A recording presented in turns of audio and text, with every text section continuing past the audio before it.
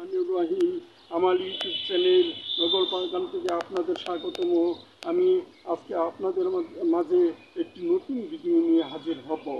আমার ভিডিও থেকে আপনারা বুঝতে পারবেন কীভাবে ভিন্ন জাতের আম গাছকে একই গাছে রূপান্তরিত করা যায় এবং এক গাছ থেকে আপনারা ভিন্ন ভিন্ন জাতের আম পেতে পারেন, সেটাই নিয়ে আমি কথা বলবো। এই জন্য আমি আপনাদেরকে আমার গাছের কাছে নিয়ে যাচ্ছি। আপনারা যদি আমার পূর্ববর্তী ভিডিও দেখে থাকেন তাহলে দেখবেন মাটিতে লেখাকে আমি এই গাছগুলির গুটি কলম করেছিলাম।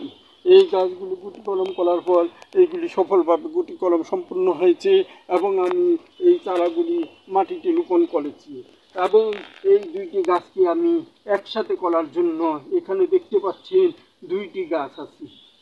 এই দুইটি গাছকে আমি একই গাছে রূপান্তরিত করার জন্য আমি দুইটি গাছের এই বাকল ছেঁচে নিয়েছি এবং এই দুইটি গাছকে আমি এইভাবে একটি পলিথিন দিয়ে এভাবে